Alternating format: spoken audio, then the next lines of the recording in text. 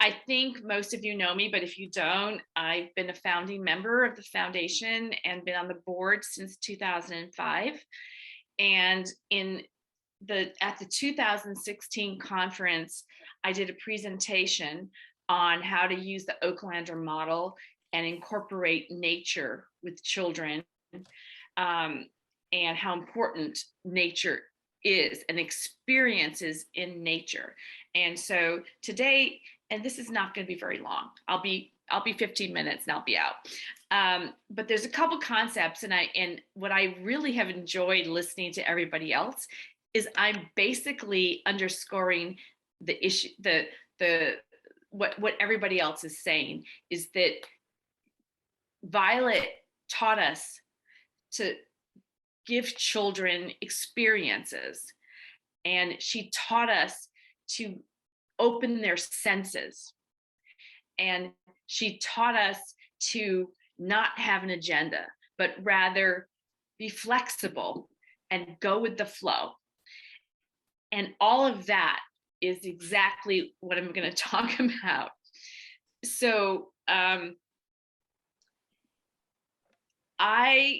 so many of you may be aware, I'm not sure if this happens in foreign countries, but in the United States, there's something called Wilderness Boot Camp, where they send adolescents to be pitted against nature. And because they're like rebellious and they're obnoxious or whatever, nature becomes like, oh, it's cold and we're going to make you pitch your own tent and you're going to have to find your own food. And they pit the kids against nature. And so it's like because, oh, well, nature is not a person, so they can't get mad at nature, but they also don't get to respect nature. But I believe that's not that cool, personally. Violet talked about the I-thou relationship, which comes from Martin Buber. And this is a very big cornerstone of Gestalt therapy, that we meet where we are as two human beings, but maybe we can do that with nature as well. It's not like I'm going to pit you against nature. No, we're going to connect. We're going to enjoy. We're going to experience nature. It's not going to be an adversary. It's going to be a companion. And how do you do that with kids? Well, way back, I'm going over 20 years ago, I decided to run a nature group for some of the children that I was working with, who were between about 10 and 12 years old. And I also, I did it with my good colleague, Lanny, and we did a lot of research and I asked a lot of questions. My sister happens to be a nature expert. She went to the Yale Forestry School and she combines literature, nature, and young adults. Actually, her book, Front Country, is coming out in the fall. And she went to me for advice because it's about a group of kids who are problematic and they go out in nature and learn about themselves. And she's a really great writer. And they're a little older. They're like later teens, 15 to 16. But I worked with 10 to 12-year-olds in 1999. So I'm going to tell you a little bit about this group. We planned it. We planned it from start to finish. 6 sessions, an hour and a half, 6 different places, a different theme every time. But Violet, come on. It never goes the way you planned. Like has been a theme about what people have been talking about today. It never went the way we planned. We wanted everybody to, we had a story to read, we were gonna have a snack, we're gonna have an activity, different place.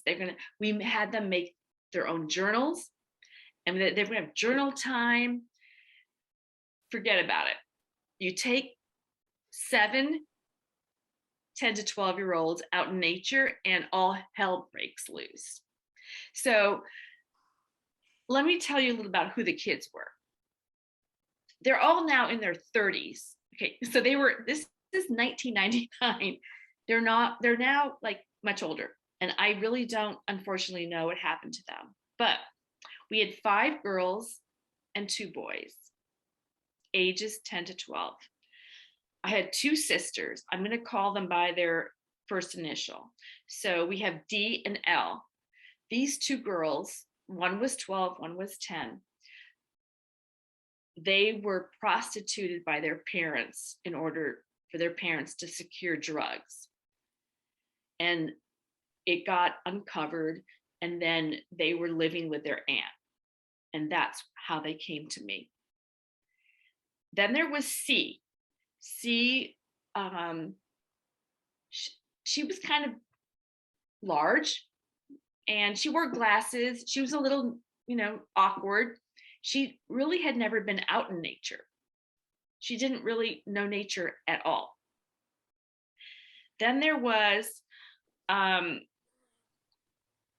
another L, but the boy L. He was the youngest one, and he was really obnoxious. He had ADHD probably, and he was immature, and he pissed off all the girls. Then there was S. She was anorexic. She and her mom were kind of enmeshed. They had been living out of their car for a long period of time. She was very beautiful. And she came to all our nature groups with like high heels and cute little outfits. She never got the uniform. And then there was T. T was a wild child. She loved nature, but her parents were also drug addicts, and she was living with her grandmother, and she was completely out of bounds, but she loved nature. And the last kid was J.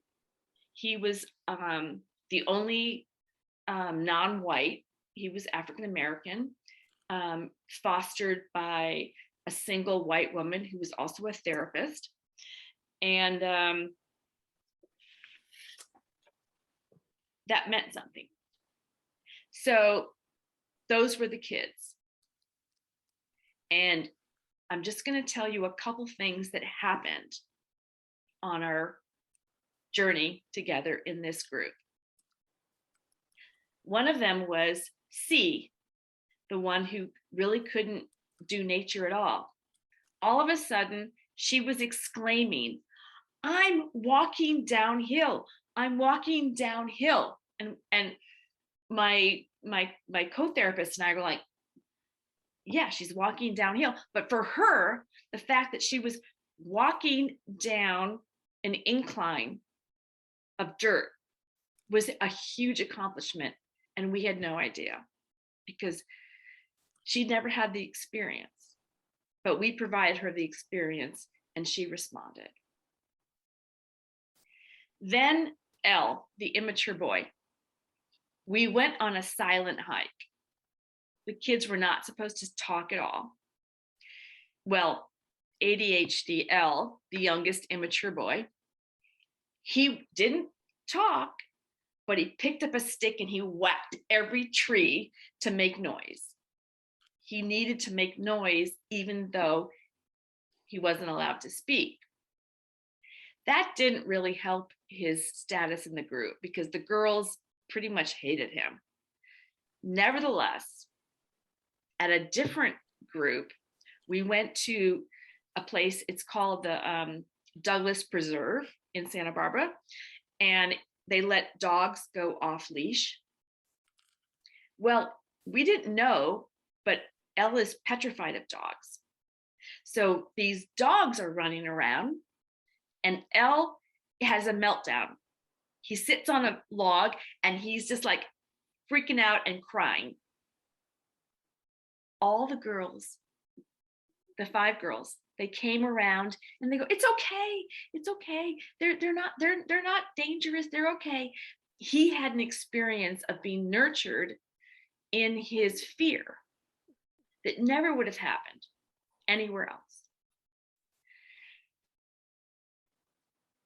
Then there was S. I gotta say, S is my very sad person, because the anorexic who only wore cute outfits, we did a body scavenger hunt. So this was around the bird refuge in Santa Barbara, if you know that. And we told the children, we're gonna go take a walk, and you can pick up litter, you can pick up plants, you can pick up anything, but we want to represent your hair, your eyes, your nose, your mouth, your body. And then we kind of drew an outline at the end, and we asked them to put all those things. And S said, my hair's scraggly, my nose is too big, my eyes are too droopy. And trust me, this girl was beautiful. She's actually a tragedy of this story. I don't think she did anything after that that was helpful, but we tried, and she did express herself. But I really want to tell you about T and J.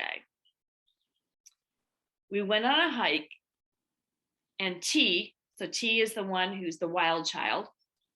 She loves nature, she loves to explore. We were at a creek, and she pulled a frog out of the creek. And she wanted to take the frog home. And she's walking down with the frog. Well, Jay is the one who is fostered by the single mom. He found out that she was taking a frog home, and he starts to cry, and he gets upset and says, no, she can't take the frog away from its family. So we stopped everything, and we all sat down, and T's holding her frog, and we all go in a circle, and we said, what should we do? And everybody said, we have to let the frog go back. It was definitely a compromise, because Jay was still very, very sad that the frog has to make a new family, because the frog's original family was up the creek. But it was better than taking it away from the creek. So it was a compromise. It was kind of like his adoption. So we put the frog back, and we ended it at that. The last thing I want to say is what happened at our very, very last session of this group, this nature group. We kind of tried to make every spot increasingly more wild. And the last place we went to is in Santa Barbara. It's called Schofield Park. And it's pretty much a pretty wild place. And we, every single time we met, we read a book, or we read a story or a poem. That was part of the deal. And the last session, we read a story called Finding the Green Stone. It was written by Alice Walker, who also wrote The Color Purple. The cornerstone of it is that everybody has their green stone, which is basically your sense of self and your sense of community and connection to other people. And in the book, this boy loses his green stone. He gets kind of out of bounds. He doesn't relate. And then eventually the whole community tries to find his green stone. And it only takes picking up a gray pebble. So the gray pebble, once his community is surrounding him and supporting him, the gray pebble turns green. It's his green stone. And Alice Walker also connects the green stone to being our planet. So it was a combination of your sense of self and our planet and the world we live in. So what Lanny and I did was we got little black pouches, and we put a jade. We bought 7 jade stones.